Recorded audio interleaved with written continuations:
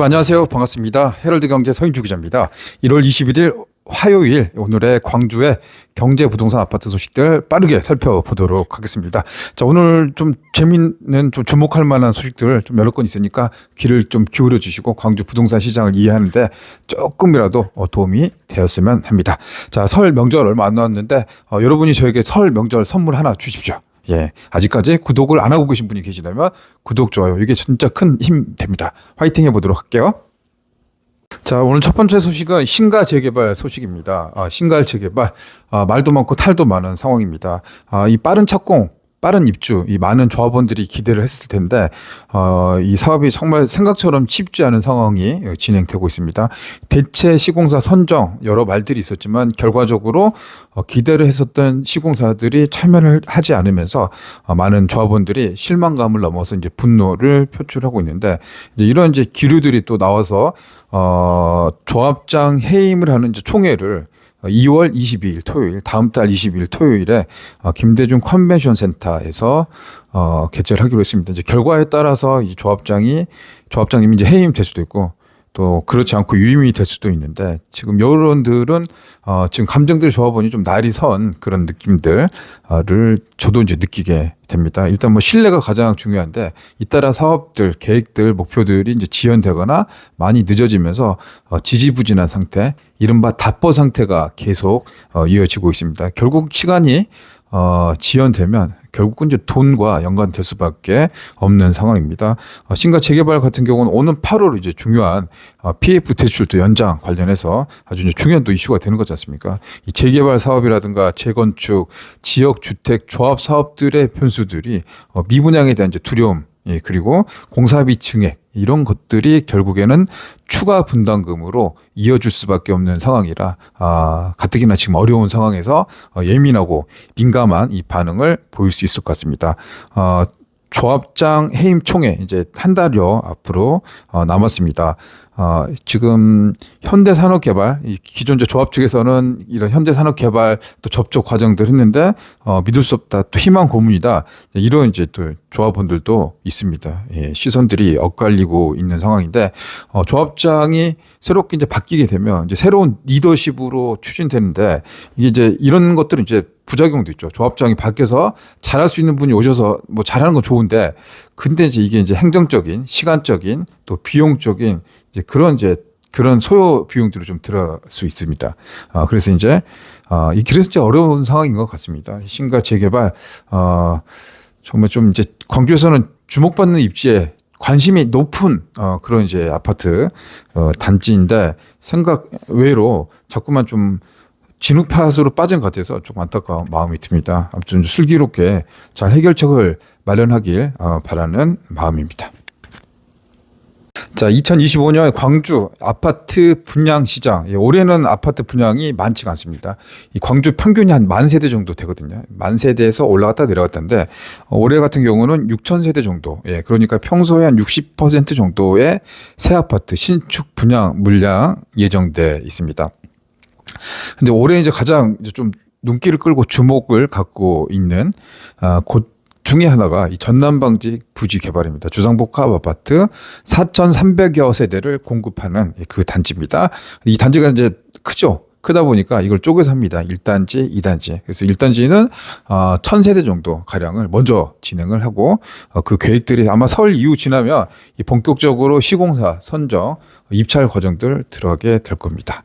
자, 오늘 이제 이 시간은 현장 그 입지를 보여주는 지도, 그리고 그 주변에 그 상황들 한번 살펴보면서 전남방직 분양에 대한 이해 공부를 한번 해보도록 하시죠. 지도 보고 하시는 게 빠를 것 같아서 지도를 보면서 설명을 드리도록 하겠습니다. 자, 그리고 주주사 추천으로 이 아파트를 지을 이 건설사, 이 브랜딩 한 서너 가지 정도 이야기가 되고 있는데 첫째는 포스코 더샵, 두 번째는 대우건설 푸르지오, 세 번째는 삼성건설, 삼성물산 레미안, 네 번째는 기타, 뭐 우미나 신영, 이게 주주사인데 여기서 브랜드 나오지 않겠느냐. 그래서 한 서너 곳 정도가 거론되고 있는데 일단 단가라든가 공사비 이런 게 이제 변수가 될 것 같습니다. 좀 더 자세한 얘기는 영상에서 만나보시죠. 자, 올해 이제 분양하는 아파트 이 신축 단지 중에서 가장 좀 주목을 받고 있는 곳 중에 하나입니다. 이 전남방직, 일신방직 부지를 개발하는 겁니다. 오늘 미래 모형도 이 계획도를 가지고 입지도를 가지고 좀 설명을 좀 해보도록 하겠습니다. 일단 이 부지 여기 굉장히 큽니다. 이 광주의 근현대사의 역사의 한 페이지를 장식을 했었던 전담방직, 일신방직 부지, 이 9만 평 정도 되는 이 부지, 현재는 이제 철거 작업들이 진행 중이고 일부 이제 철거가 마감된 게 이 더 현대 광주 이 부지, 여기 이제 현대에 매각이 됐습니다. 더 현대 광주 복합 쇼핑몰, 이 광주 최초의 복합 쇼핑몰 1호점이 될 가능성이 지금 높은 상황인데, 이 광주천을 이렇게 끼면서 이렇게 가고 있죠. 이 광주천 끼면서 환경적인, 그리고 전남방직 부지에 이 아파트 단지가 이제 공급되는데, 요게 이제 두 개로 나눠서 합니다. 이 4,300세대 정도 되는데, 이 사업 부지가 크다 보니까 1단계로 1,084세대. 요게 이제 오는 8월 정도 계획이 될 예정입니다. 그러니까 설 연휴 지나면 여기 세대를 지을 시공사, 이 시공사를 선정할 계획입니다. 지금 이 사업은 컨소시엄 형태로 세 곳의 대형 지주사가 있습니다. 주주사라고 하죠. 이 주주사에서 각각 추천을 해서 입찰 설명회를 개최를 합니다. 이 설명회에서 가장 높은 점수를 얻은 곳이 우선 협상 대상자가 되고, 그 계약을 하게 되면 이 부지 아파트 들어서는 주상복합 아파트에 관련된 후속 업무들이 이제 진행이 될 예정입니다. 자, 이 아파트 들어서게 되는 입지 이렇게 보시면 이렇게 아파트 단지 크게 이 두 곳이 들어가고요. 복합 쇼핑몰. 그러니까 복합 쇼핑몰을 슬리퍼를 신고 접근이 가능하다 이렇게 보시면 될 것 같고요. 이 주변에 공공시설이라든가 공원 부지가 들어간다. 이 공원도 좋죠. 여기 아파트. 그다음에 이제 이건 한 내년 정도 될 것 같아요. 3,247세대 복합 2단지. 여기 이제 주상복합 상가가 같이 들어간 겁니다. 이렇게 주상복합. 광주시는 원래 이제 주상복합 할 때 상가 비중이 15%였습니다. 15%. 근데 요거를 조례를 개정해서 상가 줄여라. 공실이 너무 많다. 그래서 이걸 좀 줄여가지고 10% 적용되는 그 방식으로 진행이 됩니다. 그러니까 상가 공급이 좀 많이 되죠. 이렇게 보면 빨간색으로 상가 공급이 되는 터에 이 더 현대 광주도 복합 쇼핑몰, 그러니까 상가의 중심으로 진행될 것 같습니다. 공원 들어가고 학교가 하나 들어갑니다. 학교가 들어가고 도로들이 이렇게 만들어지죠. 이렇게 만들어져서 통행, 그리고 지금 이제 오는 금요일입니다. 이번 금요일에 이제 공청회 하는데 광천 지하철이 이제 들어가게 되면 이쪽 라인으로 해서 여기 지나서 이제 여기 지금 챔피언스 필드 이렇게 해서 광주까지 가는 그 노선 계획들이 진행이 되는 겁니다. 반경이 이제 500m 반경이 이 정도 됩니다. 500m 이제 이 정도 되고 1km 놓고 보면 이 광주의 이제 중심이 이제 광천동이라고 할 수 있을 정도로 개발 프로젝트가 많습니다. 여기도 신세계백화점 확장 예정이죠. 올해 이제 인허가 이 과정들이 진행이 될 것 같고요. 여기는 이제 광천 재개발, DH 하이엔드 브랜드 루체도르로 5,000년 세대. 근데 이제 특별 건축구역 지정을 비롯해서 이제 철거, 이주, 명도 소송 지금 이제 진행이 되고 있습니다. 여기 이제 굉장히 넓은 부지죠. 이게 이제 철거가 진행이 이제 돼야 되는데 철거되고 이 건설사가 현대건설이 들어가지고 개발하는 프로젝트들 이제 이게 변수가 될 것 같습니다. 이렇게 이제 광천동은 앞으로 향후에 이 광주의 이제 중심이 될 가능성이 큽니다. 이 계획대로 가게 되면은. 그래서 이제 경쟁 구도 또한 치열합니다. 광주 지금 시장이 안 좋잖아요. 미분양 시장에서 어떻게 소비자들의 선택을 받게 될 것인지, 이런 것들이 광주 부동산 시장을 어떻게 좀 활성화시키는 하나의 계기가 되지 않을까, 그런 생각들이 듭니다. 이쪽이 이제 개발되게 되면 이 한국 아델리움 같은 경우도 914세대 있습니다. 바로 앞이니까 이 부지가 옛날에는 공장밖에 없었죠. 폐 부지였는데 이게 생기면 바로 앞에 이제 학교, 초품만 생긴 겁니다. 여기는 좀 좋아지겠죠. 한국 아델리움 대신에 이 아파트는 이제 연식이 좀 되죠. 오래된 아파트 연식이 된다라고 합니다. 제 선배도 여기 살고 계시거든요. 여기 이제 강점은 이제 이렇게 보면 광주천 뷰를 볼 수 있다. 그러니까 이제 이쪽 모형으로 뺄 것 같아요. 특화를 좀 빼가지고 전망이 나올 것 같고, 나머지 쪽은 이제 무등산 전망 가능할 수 있게끔 이렇게 될 것 같습니다. 이쪽 주변으로는 바로 옆에 이제 중흥 S클래스 센텀파크 654세대가 있고요. 좀 지나면 중흥 S클래스 더 제니스, 여기 세대수 꽤 많아요. 여기 다 합치면 2,500세대 가량 되고, 로제 비양도 있습니다. 이 지하철 1호선, 2호선 들어가는 단지, 그리고 복합 쇼핑몰 1개, 그리고 2개.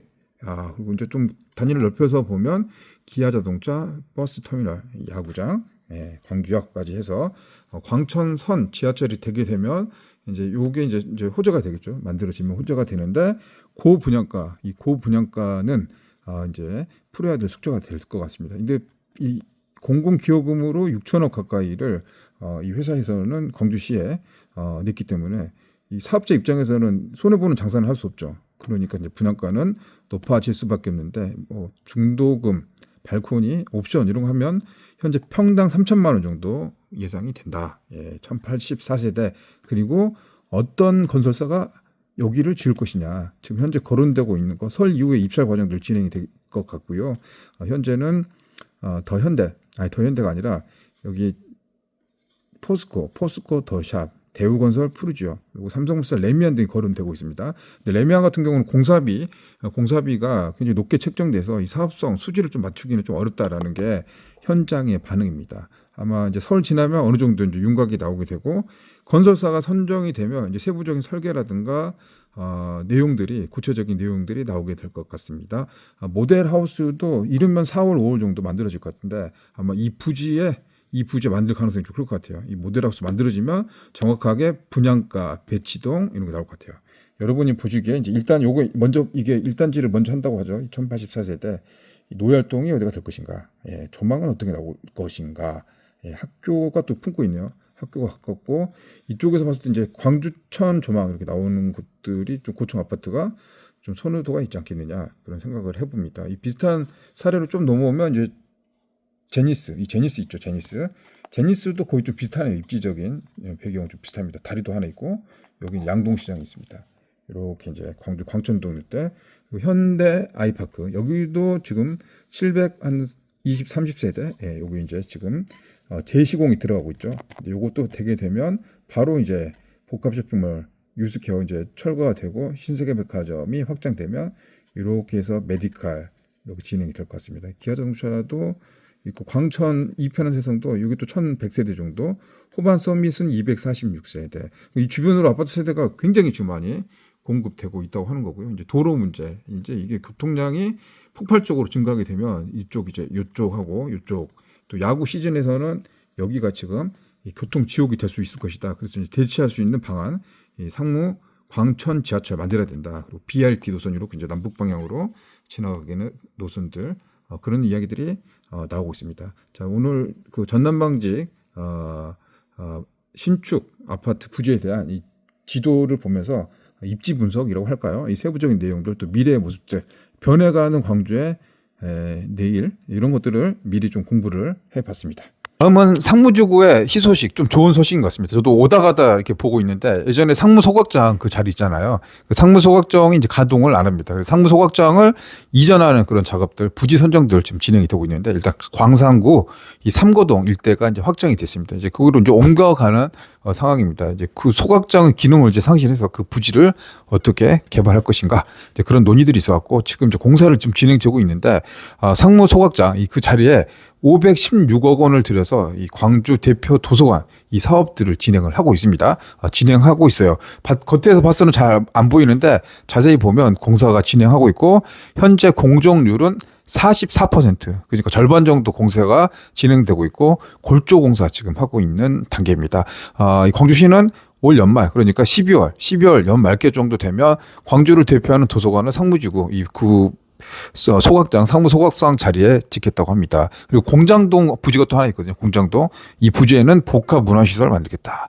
그럼 바로 주변에 또 아파트 단지들 많이 모여 있지 않습니까? 이 상무지구 이게 도서관 이런 것들이 정말 많으면 좋거든요. 이 도서관 또 광주는 뭐 노벨상을 수상했던 한강 작가의 유년 시절을 보냈던 그 곳이기도 하고 인문 사회학적으로도 이 광주의 그런 좀 브랜딩에도 좀 좋은 소식이 될 것 같습니다. 그리고 광주시는 구마다 이런 비슷한 이 도서관을 만들겠다 해서 책 읽는 도시 이런 프로젝트를 진행을 하고 있습니다. 그래서 동서남북 이 광산구에 비슷한 형태의 이 도서관 구축 사업, 이 복합 문화시설을 만드는 사업을 하고 있고요. 국회 도서관, 이 국회 도서관이 지금 지방은 이제 부산밖에 없거든요. 그래서 광주에도 분원을 유치하겠다. 근데 이제 노벨상 선정에 굉장히 큰 힘이 될 것 같거든요. 이 정권 지금 이제 좀 탄핵 정국 어느 정도 일단락이 돼야 되겠지만 이렇게 해서 도서관들이 많아지고 있고 그 주변에 이제 인프라들, 정주 여건들, 교육 이런 것들이 굉장히 좋은 시너지 작용을 할 것 같아서 광주 부동산 아파트 경제 시장에서는 이 도서관 만들어지는 것들도 굉장히 좋은 소식인 것 같고요.